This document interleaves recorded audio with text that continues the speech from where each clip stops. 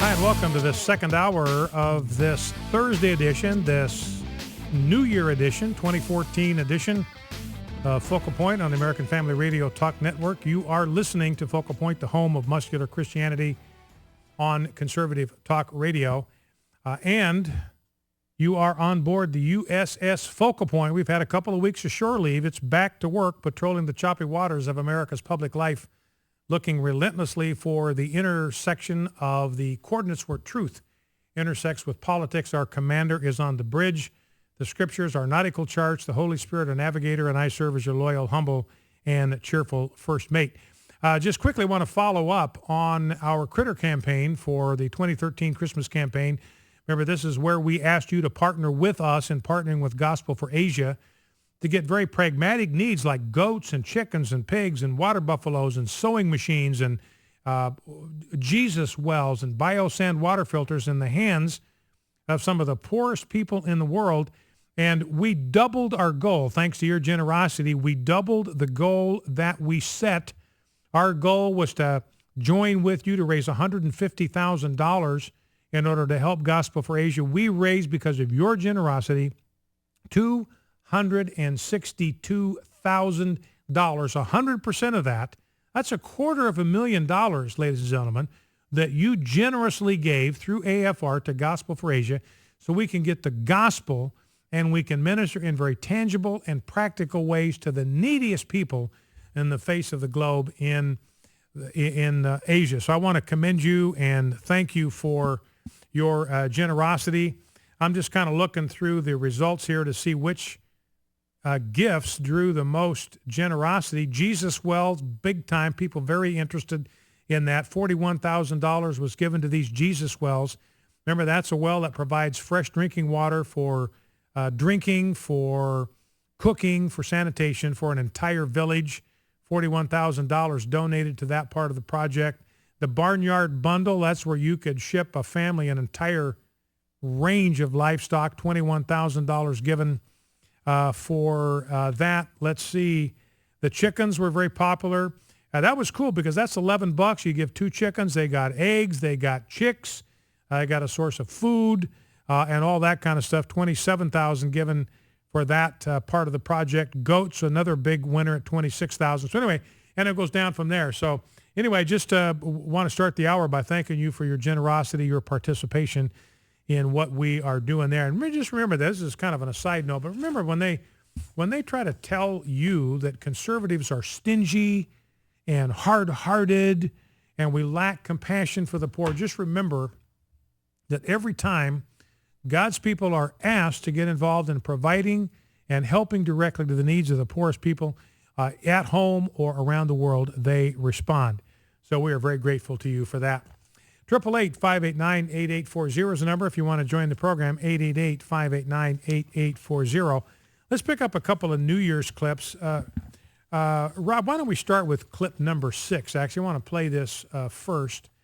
You look at the mainstream media.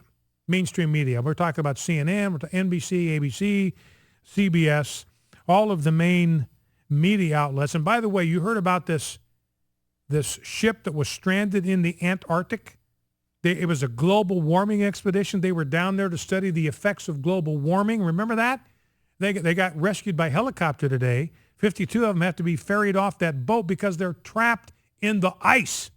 Antarctic sea ice is at historic highs. There's more Antarctic sea ice than they've had in decades.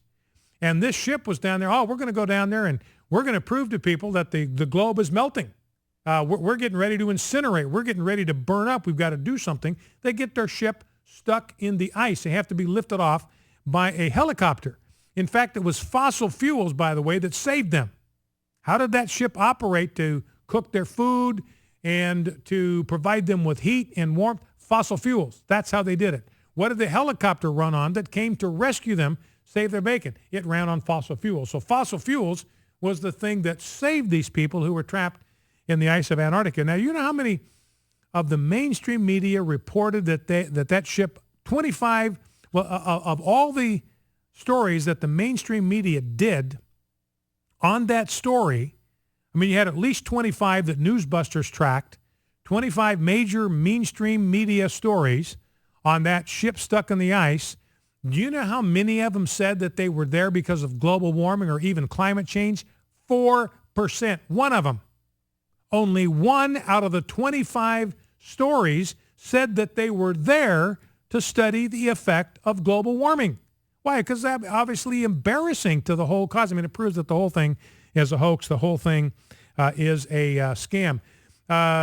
A tycoon in China is trying to buy the New York Times, by the way. It's interesting, in China, they've got a rule. Journalists, you can't do journalism in China unless you pass a test on Marxism.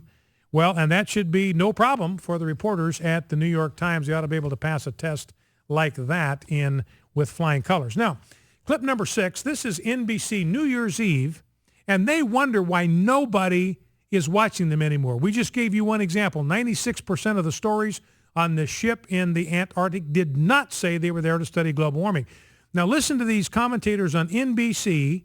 SpaghettiOs did a little thing on Pearl Harbor Day where they've got the Spaghetti-O waving a flag, and people objected to that because they thought it was kind of demeaning to the significance of that day. Well, listen to what NBC does with that. Let's listen. All right, let's move on. SpaghettiOs, on Pearl Harbor Day, they sent out a tweet featuring their mascot holding an American flag, asking people to, quote, take a moment to remember hashtag Pearl Harbor with us. It offended a lot of people, corporations glomming on to sentimental American historic traditions, seemingly looking for people in business, and it wasn't good. But you were offended for another reason. I'm offended because they're referring to SpaghettiOs as pasta. I mean, it sucks that the only survivors of Pearl Harbor are being mocked by the only food they can still chew. So there she is, mocking survivors of Pearl Harbor. SpaghettiOs is the only food they can chew, and then they wonder why nobody's watching their programming anymore. Let's squeeze in clip 5, Marc Lamont Hill. Rob, let's throw that one in there. This is a comment of Marc Lamont Hill on a photo that Mitt Romney published of him and Ann with all of their grandchildren, including one black baby who is an adopted member of the family. Listen to Marc Lamont Hill. Some would say maybe that it's an exploitative picture, that they're exploiting the kid by hauling out this. So why the need to point out why the need to point out the little black grandchild? Just let me finish, and I promise you can still disagree with me. First of all, they didn't need to point out the kid was black. It was obvious in a room full of white people the baby was black. There was no need to point that out. They were pointing out the fact that the picture itself was sort of a spectacle, and they were sort of making fun of the Republican Party. I don't think they were making fun of the baby. If they were, I'd be right on your side. This was a light moment making fun of Mitt Romney. So it's interesting to me. They say, look, this is Mitt Romney's got, 21 or 22 grandchildren. And Mitt Romney's sitting there, and the newest member of the family is an adopted baby who is black. So there's one black face in this entire cluster of grandchildren. Member of the family, adopted. They're officially, legally, in every way except biologically a part of that family. And Marc Lamont Hill says it's exploitative to take a picture of the baby with all the other white grandchildren. Let me ask this question. What would the left say if the Romneys had taken that picture without the black baby? Even though it's a member of the family, they had decided to take a family portrait and left out the black baby. What would the left say in that case? Focal Point, AFR Talk.